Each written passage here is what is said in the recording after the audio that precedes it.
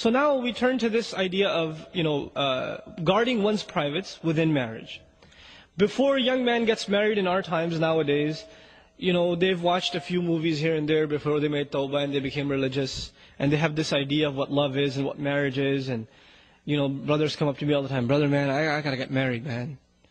As though like in their head, once they get married, all their temptations are just gonna poof, disappear.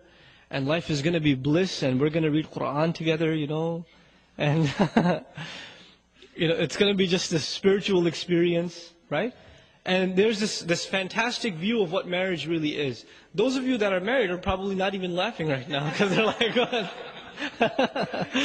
Because, what is he talking about?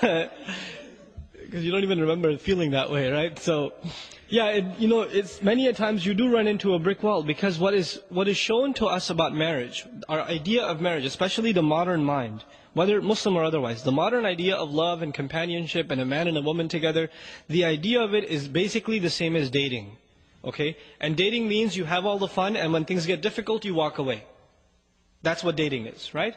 So what we actually, when we think of marriage, men, brothers and sisters even, when they think of marriage, they're thinking of the aspects of marriage that are like dating. But there's a lot more to marriage than dating, right? There's the bills, and there's the chores, and then you have to learn to live with another person, which is very difficult. You do things your way, she does things her way. And now there's a towel hanging the wrong way, or the toothbrush is in a different place, or, there's too little sugar in your coffee or something, or little things start adding up and in the beginning, I love her too much, I'm not going to say anything, I can handle this. But a couple of years later, it starts piling up and you're like, again with the sugar, and it starts adding up. Now this doesn't happen in dating because you're tired of this girl, move on to the next one. Or she's tired of you, I think, I don't want to deal with your smell anymore, I'm out. It's just walk away from it. But marriage is a serious commitment. And the terminology used in Quran is very strong. Al-Muhsanat, Al-Muhsinin. The Muhsin, the Ihsan, in Arabic, it's the word used for putting someone inside a fort, like a military camp. The idea of that is there are enemies outside. Once you're inside this military facility, you're safe, right? So women are described as women, are females that have been put inside the camp of protection. And who's protecting them? The husband is. From everything, from sadness, from difficulty, from shamelessness, in terms of ignorance, he's protecting them, he's giving them an education, he's protecting them in every single way. And the one who wants to get married, Allah describes him, muhsinin ghayra musafihin. They are people they are men who have the intention of bringing women into this fort, into their protection, to start families, not just to get their desires out. غَيْرَ مُسَافِحِينَ. Musafih is someone who has hormones overtaking him. That's why he wants to get married. That's it. Right? So Allah changes our mindset about marriage. But if you marry for the right reasons, then you will have a healthy relationship with your wife. If you marry for the wrong reasons, and the wrong reasons are, I have hormonal problems, that's why I want to get married. And that's it. You know what? You're going to have a miserable marriage and you'll never be satisfied. And many of you learned this the hard way already. Because the intention was all messed up. The intention has to be to start a family, to please Allah subhanahu wa ta'ala, to increase the good in society. So now, the underlying principle in marriage, as it is in everything else in this deen of Allah subhanahu wa ta'ala, you worry about your obligations, and you forget about your rights. I know that sounds very harsh. But if you can do that, experiment it for 6 months. Forget about your rights, worry about your obligations. What can I do for my wife? What more can I do for her? Can I buy her a gift? I haven't given her anything for a long time. If she makes a mistake, pretend like she didn't even make it, right? وَإِن تَصْفَحُوا وَتَغْفِرُوا تَعْفُوا وَتَصْفَحُوا. Tasfahu means cover the page. When you cover a page, you can't see the previous page, right? So if your wife makes a mistake, you pretend like you don't even see it, right? Instead of bringing it up and again with this, So you cover her mistakes, and you go out of your way to fulfill your side of the obligations.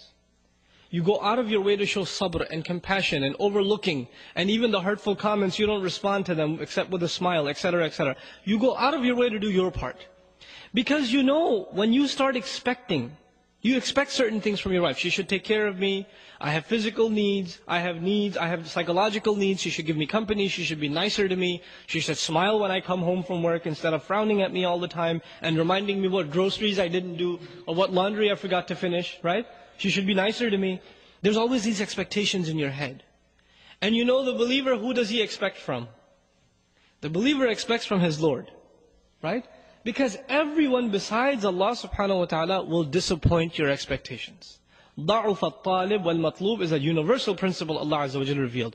The one who seeks, the one who demands is weak, has been weakened. And whatever he seeks has also been weakened, inherently weak. So long as you place any hopes in creation, you are necessarily going to be disappointed.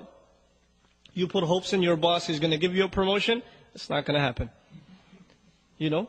You put hopes in a friend, he's going to come through, he gave you an appointment time, he's going to pick you up, he's going to be late. He's not going to be able to make it. You put hopes in creation, you put hopes in things, they will disappoint you. Allah Azza wa Jal wants us to learn to place hopes only in Him.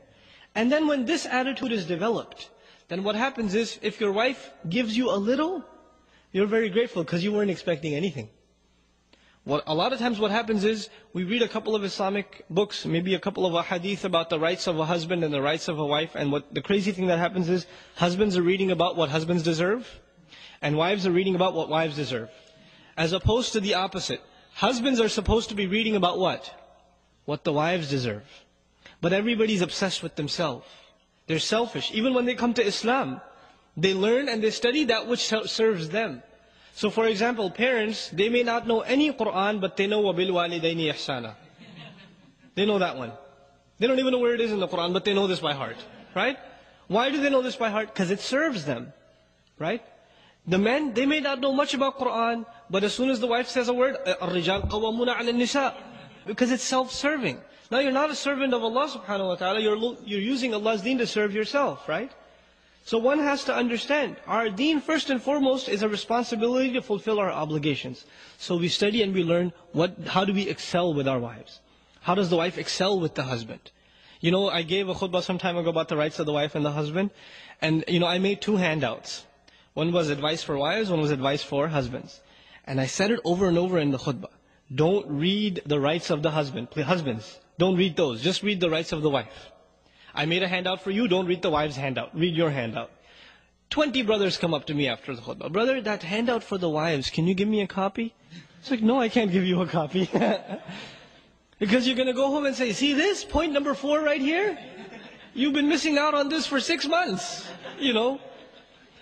And these are real problems in marriage. This can lead to a really serious turmoil in marriage. So you want to have a healthy relationship in marriage, you have to take care of your obligations.